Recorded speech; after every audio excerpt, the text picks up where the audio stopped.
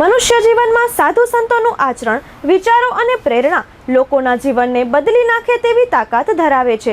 અંજાર સ્વામિનારાયણ મંદિર દ્વારા મૂર્તિ પ્રતિષ્ઠા મહોત્સવ અનુલક્ષીને સત્સંગી જીવન અંતર્ગત ચાલતી પારાયણ જ્ઞાન યજ્ઞમાં સાધુ સંતોની દ્રઢ અને નિશ્ચય ભક્તિનું આચરણ કહેવું હોવું જોઈએ એ પર વક્તા મહોદય શાસ્ત્રી સ્વામી શ્રી પરમહંસદાસજીએ જણાવ્યું હતું. સાધુ સંતોનું ભક્તિમય જીવન કેવું હોવું જોઈએ તે પર ભાર મૂકતા જણાવ્યું હતું કે એકાગ્રતા સાથે કોઈ પણ સાધુ સંત ભગવાનની ભક્તિ કરે તો અનંતકાળે ખુદ ઠાકોરજી તે જીવાત્માને મોક્ષ આપી અક્ષરધામમાં પોતાની મૂર્તિનું સુખ આપી દેવલોકમાં સ્થાન આપે છે.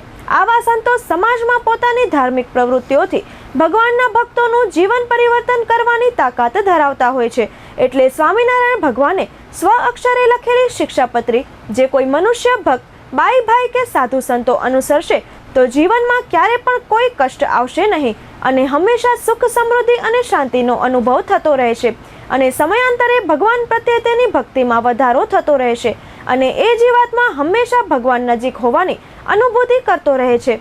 સવારે મંગળા આરતી બાદ ઠાકોરજીને પંચામૃતથી અભિષેકથી સ્નાન કરવામાં આવેલ. ત્યારબાદ સુવર્ણ વસ્ત્રો અને આભૂષણોથી શ્રી ઘનશ્યામ મહારાજને શણગાર કરી ભુજ મંદિરના મહંત સ્વામી શ્રી ધર્મનંદન દાસજીએ શણગાર આરતી કરી હતી. સાળંગપુર સ્વામિનારાયણ મંદિરના હરિપ્રકાશદાસજીએ જણાવ્યું હતું કે કચ્છ પ્રદેશ એ નરનારાયણ દેવનો પ્રદેશ છે.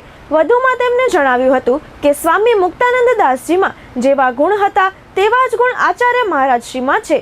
સાળંગપુર ખાતે બિરાજમાન શ્રી કષ્ટભંજન દેવ સર્વને સુખી રાખે તેવા આશીર્વાદ આપ્યા હતા.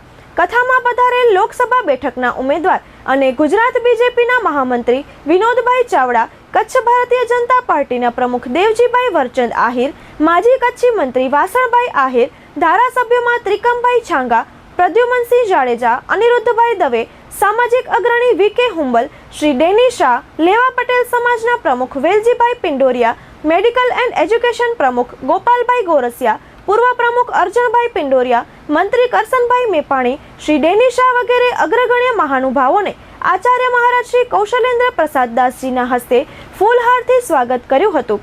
વાસણભાઈએ સ્વામિનારાયણ સંપ્રદાય સેવા અર્થે હંમેશા સૌથી પહેલા આગળ હોય છે. આરોગ્ય, શિક્ષણ, કુદરતી આપત્તિમાં સ્વામિનારાયણ સંપ્રદાય તરફથી સેવા મળતી જ રહે છે.